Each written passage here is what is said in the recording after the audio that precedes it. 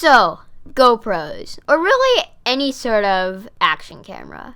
Maybe you got one for Christmas and it got left on a shelf in the basement for 3 months. Or maybe you bought one with your own money thinking your life would start looking like this.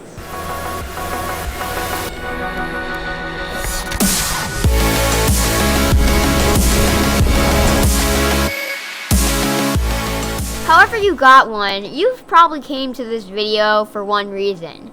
And that's because you want to learn how to make a video using only a GoPro. So that's what I'm going to be teaching you today. So, what is an action camera? It's basically a little sized down camera that can endure the stresses that action sports can put on a camera. Another defining feature of an action camera is that it focuses the entire screen instead of just one thing. This is so that you can capture everything going on. Let's go over how you can mount a camera for first-person view of mountain biking. If you don't have a gimbal, then probably the best way to do it is to grab a full-face helmet and mount it to the chin bar. There's tons of different ways you can do this, and it really depends on what helmet you're using, so I can't really go over how. I just use a GoPro mount and a few zip ties. This gives you a pretty accurate view of what you're actually seeing, since it's not on your chest and it's on your head. So if you look through a berm when you're going around it, then you get to see what you're actually seeing and not what your chest is seeing. If you don't have a full face helmet, well then you can always use a chest mount. Probably almost every single action camera company makes a chest mount for their product. This isn't always the best for whole riding videos if you don't have a gimbal because it can make people dizzy at times. But one way you can fix this dizziness is you can buy a gimbal. This is basically a mechanical device that keeps the GoPro level and sort of stabilizes it and sort of smooths out any bumpiness in the riding. Although these can get sort of pricey. But if you're going to be doing whole riding videos and that's what your YouTube channel is about, then it's definitely a worthy investment. I filmed both of my Bentonville videos using mainly a GoPro Hero 7 Black strapped to the chin of my full face helmet.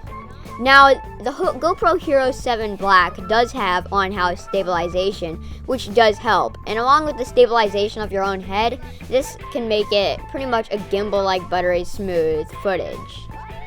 But GoPros can be used in many different ways than just POV video.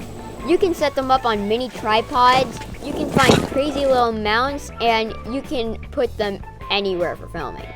GoPro sells this little mini tripod, which is honestly my favorite thing to use. It's a little collapsible tripod that fits in your pocket. It unfolds and extends and works just as a normal tripod, and it is super compact and tiny. Another tripod is a GorillaPod. These have little segments that you can move around so you can get it to stay anywhere. And with a little bit of practice, you can even stick it upside down in a tree. These don't compact very well, but you can actually hook one onto the strap of a riding bag, or you can probably even get one to stay in a water bottle cage mount.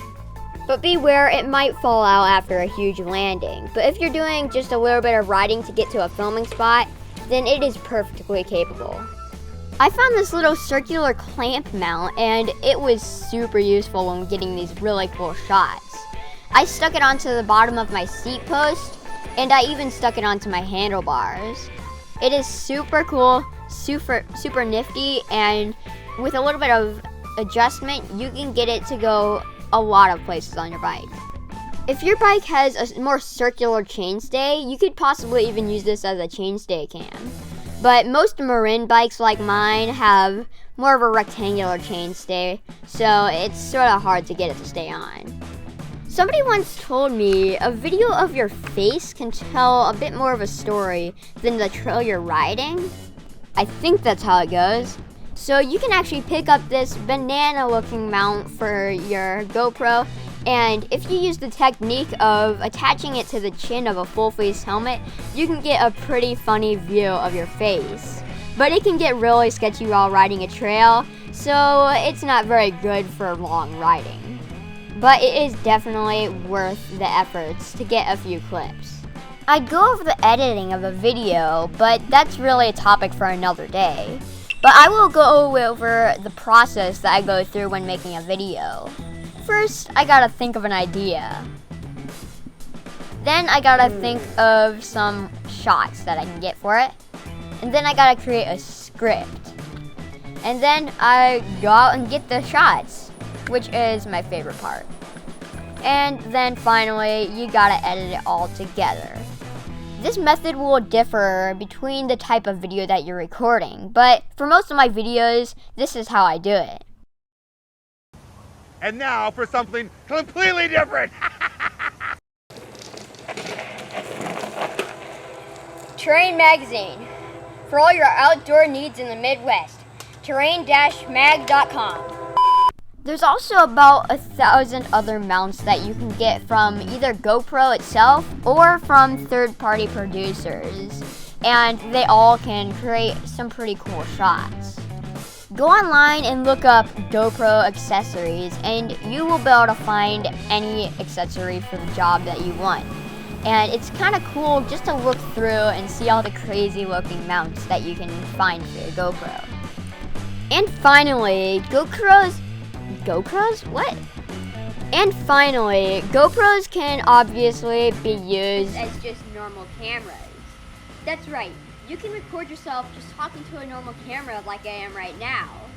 Sure, the quality of the audio or something may not be as good as a proper point-and-shoot camera, but this clip right here is being recorded on a GoPro, so I don't see why not to use it. So if it's all you got, you can still make videos where you just talk to the camera. Anyway, for all your biking needs, you can go to Take a Hike Shop or Mountain Bike Check. And if you're not in the St. Louis area, you can go to takeahikeshop.com. But as always, thanks for watching, and shred for life, peace!